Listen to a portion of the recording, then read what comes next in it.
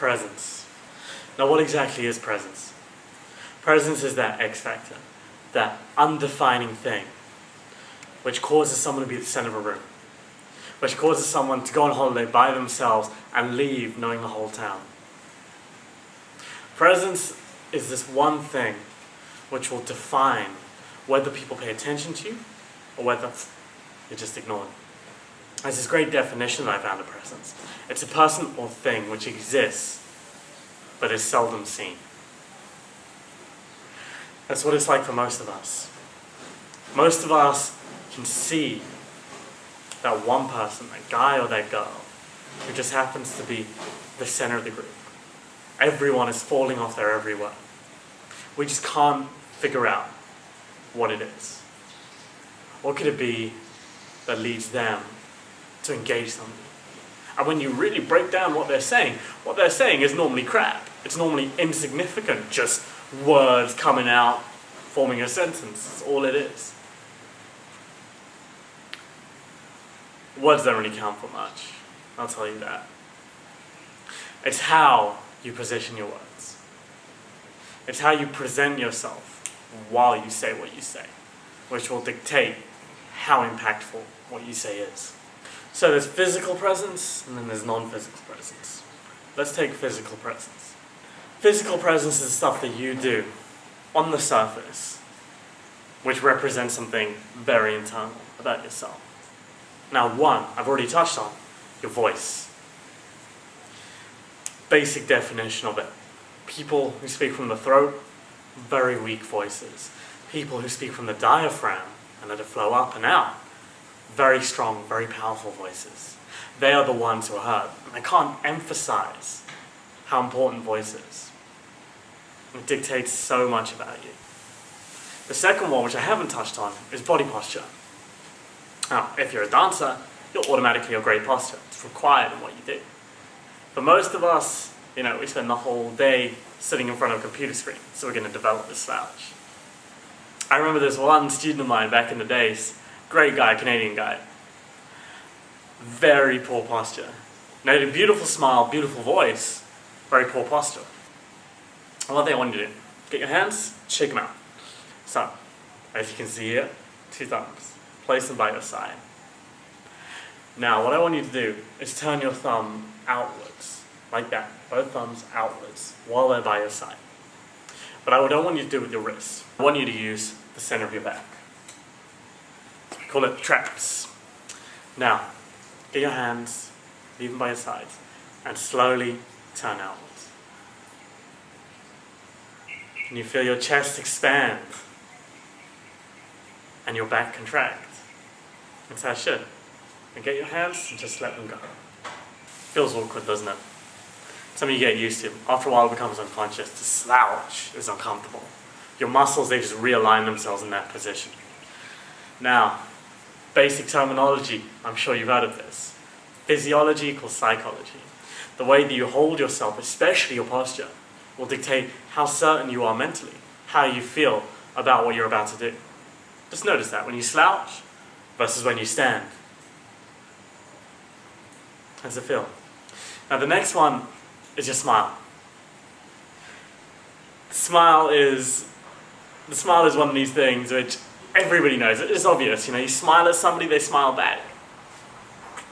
Human mind transfer, I guess.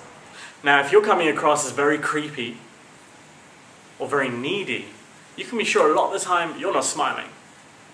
Imagine this. You approach somebody, or reverse the scenario. Somebody approaches you. Now imagine somebody trying to sell you something. Let's say a toaster. And they approach you without a smile. Poor eye contact and a weak voice.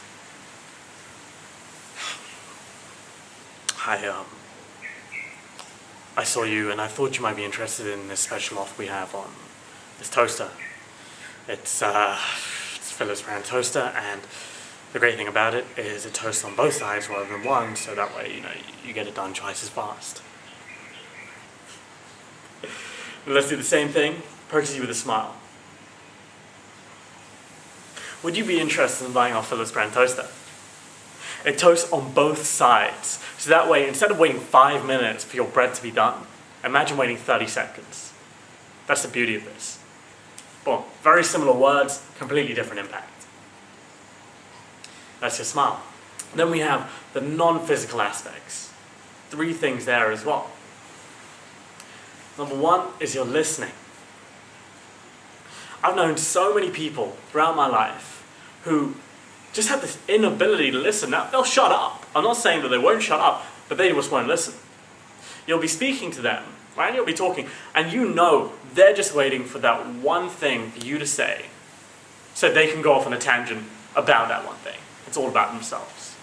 They're self-obsessed, and they just relate to what you're saying about themselves. Like, oh, I went there, I did that, I ate this.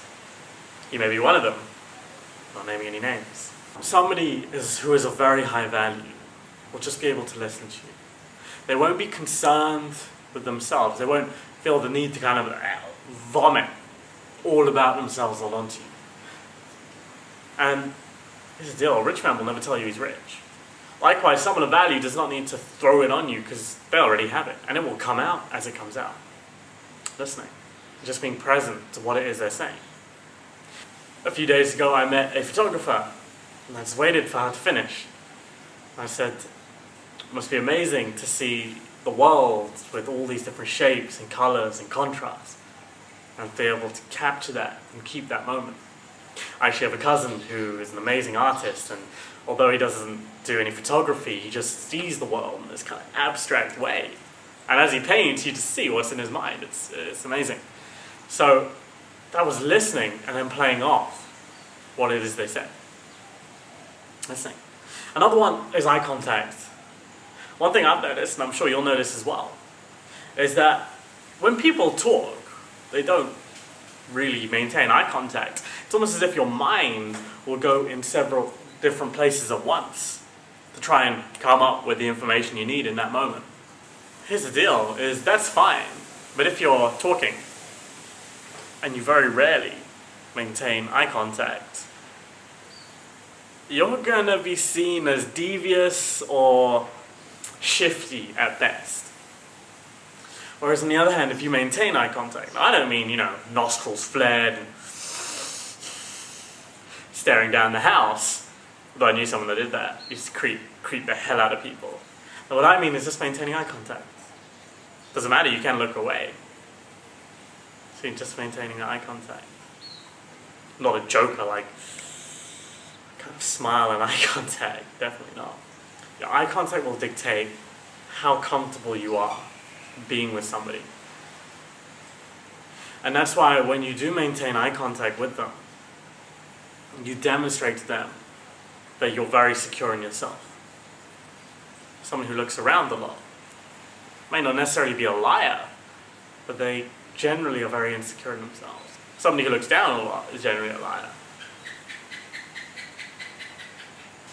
So last but not least is the ability to maintain silence. Now, this is a very powerful thing to just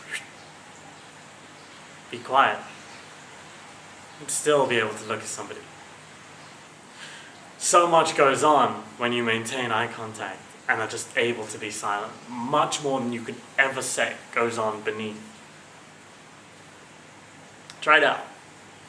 It's remarkably uncomfortable. Hope you enjoyed it.